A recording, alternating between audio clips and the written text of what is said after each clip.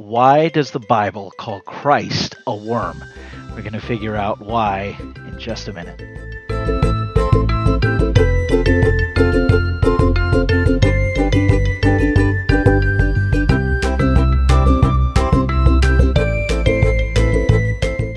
The reason why the Bible calls Christ a worm can be found in Psalms chapter 22, verse 6. You're going to find this phrase. And why is also in here, but hidden. My God, why hast thou forsaken me? Why art thou so far from helping me, and from the words of my roaring? O my God, I cry in the daytime, but thou hearest not, and in the night season, and am not silent. But thou art holy, O thou that inhabitest the praise of Israel. Our fathers trusted in thee, they trusted, and thou didst deliver them. They cried unto thee, and were delivered. They trusted in thee, and were not confounded. But I am a worm. Why did David, in this prophetic psalm of the crucifixion of Christ, call him a worm? Job 26:5 also mentions this same kind of worm. You're going to hear how much less man that is a worm, and the Son of Man, which is a worm.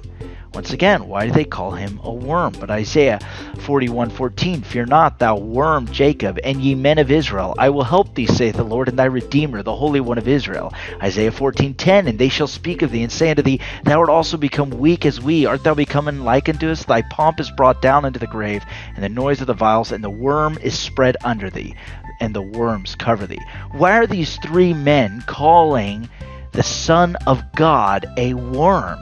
You'll find this many, many times, and so to understand why they call him a worm, we have to know what it means by worm.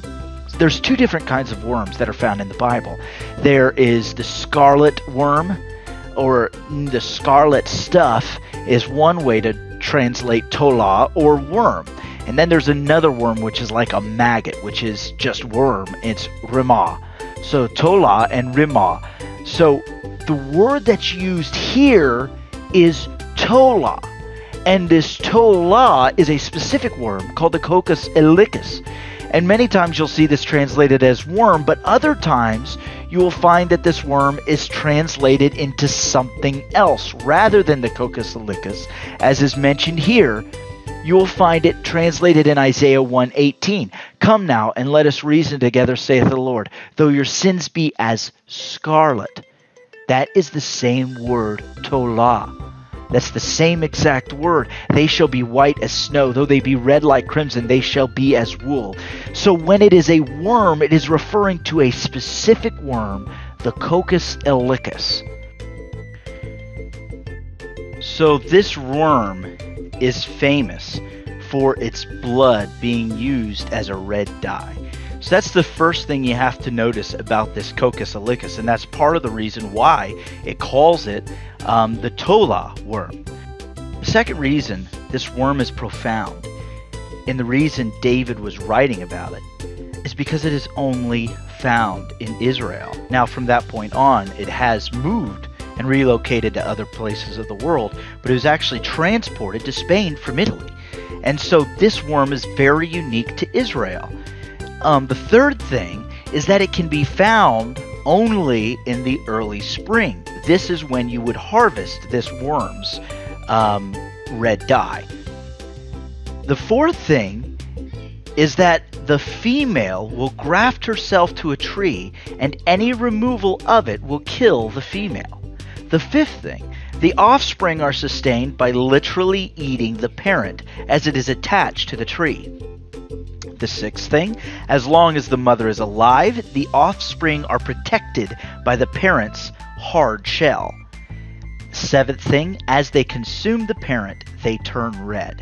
The eighth thing, 3 days after it dies, it turns white and completely falls off the tree like a snowflake. So these 8 things are the things of a new beginning, and this is why Christ was called a worm. So the first thing is that the reason it's important that it's famous for its red blood is because it will transfer its red blood to its children. This is exactly what Christ did on the cross. When he died, his blood was transferred to his children, his 12 disciples or 70 disciples, however you look at it. It was transferred to his children, and now we are the seed of Christ. And this is why many people say the blood of the martyrs is the seed of the saints. The reason why it is so important that it was only found in Israel is because this is a prophecy where the Messiah will come from. He will come from Israel. It is a native to the Middle East. Another reason why is it could only be found in the early spring. This was during Passover in March. This is right when spring begins to change, is in March, and this is when Christ was crucified. The fourth reason why this is so important is the female who grafts herself to the tree, just like Christ grafted himself to a tree. And just as the removal of it will kill the female worm, the same is true of Jesus Christ. If he is removed from the tree after being crucified, it would still kill him. He was guaranteed death, and we find accounts of this even with Josephus, many times begging that his people would be taken off a tree. They were taken off and still died. The removal ended up increasing the wounds. Fifth, the offspring are sustained literally by eating the parent as it attached to the tree. As it is attached to the tree and it creates a hard shell covering, protecting its children, the children would eat the blood and the flesh to survive and create offspring. This is how the Coccus ilicis reproduces. The same thing is true for Christ. Whenever he said, "This is my blood and this is my body," and he says, "Take it and eat it." Just so you're aware, you actually eat this. If you eat yogurts or any sort of strawberry yogurts or red flavored yogurts, many times you're going to end up finding out that the very same dye that was made to color it red comes from this worm. You didn't know that you were eating a worm every time you eat something red, but you're eating the blood of this worm. And this prophecy comes from Jesus Christ, or from David about Jesus Christ. And the sixth reason, as long as the mother is alive, the offspring are protected by a shell.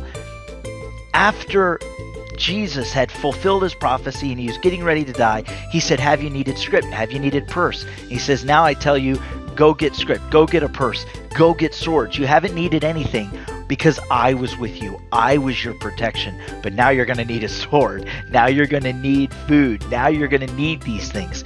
He told his disciples that they would need this. So as long as the mother is alive, the offspring are protected. Same thing with Christ. As they consume the parent, they turn red. They show and reflect the blood of Christ. 3 days after this worm dies, it turns completely white and falls off of the tree, just like a snowflake. "Come now, and let us reason together, saith the Lord. Though your sins be as scarlet, they shall be white as snow." Which brings us to Revelations chapter 7:14. "And I said unto him, Sir, thou knowest. And he said to me, These are they which came out of great tribulation, and have washed their robes, and made them white in the blood of the Lamb." You partake of Eucharist, or you partake over the Passover, or you partake of the Lord's Supper. Remember this. It was prophesied by David of the little Tola worm. May God bless you. May you have a great day. Thank you so much for joining us. Hopefully you learned something new today.